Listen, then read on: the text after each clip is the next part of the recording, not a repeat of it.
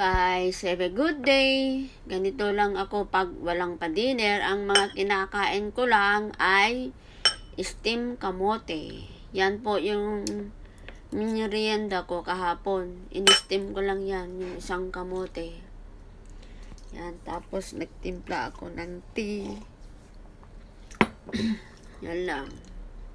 Kasi pag gutom talaga abutin. Kapag walang ginagawa, syempre kung ano nung mga kinakain, kaya nag-steam na lang ako ng kamote para mabusog. Ayan na guys, yung minirienda ko kahapon. Yan yung tsa. Tamis niyan yung kamote na yan guys. Kaya paborito ko mula nung bata hanggang ngayon.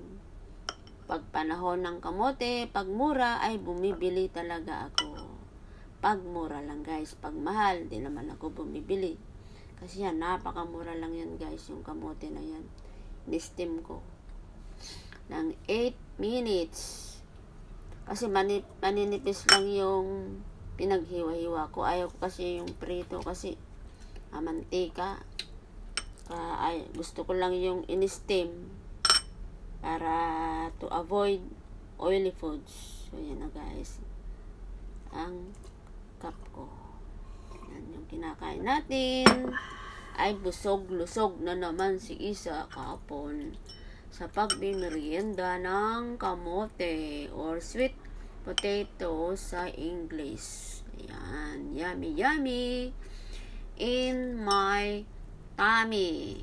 Yan na guys. Kaya yan ang maganda sa ating kalusugan, ay healthy pa at organic. Kaya minsan din ay kumain tayo ng kamote para sa ating kalusugan. Dahil yan, ang kamote ay maganda sa ating bituka. Pag hindi ka may problema sa iyong pag dumi, ayan, ay pwede kang kumain ng kamote pala. Steam mo lang para healthy. Okay? Yan na guys, ang kamote. At kagabi pala ay nagluto ako ng macaroni. Yan lang ang dinner ko. Simple lang ang buhay pag ako lang mag-isa. Yan yung dinner ko, vegetarian din. Ang hinalo ko lang dyan sa ay gulay. Yan.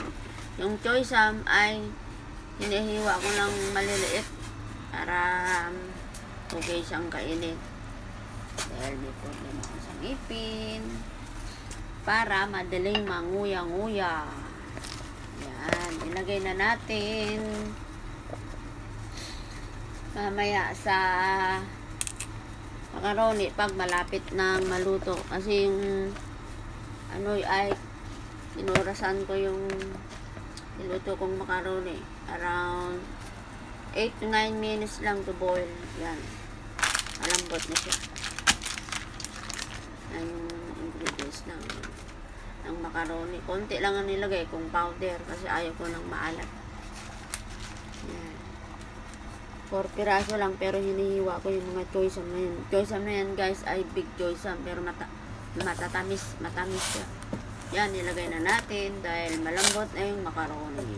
Guys, ganyan lang, pakuluan ng mga 2 to 3 minutes. Tapos hanguin na natin at ilagay sa plato mamaya. Ay sa bowl. Yan na guys. Sarap niya. Organic pa yung at vegetarian dahil walang halo. Yan lang kinain ko. Yan na guys. Kain na tayo. Yummy yummy yan guys. Fresh na fresh yung choy sam. Yan lang ang dinner ko gabi dahil ako lang mag-isa. Kaya simpleng buhay lang. Thanks for watching.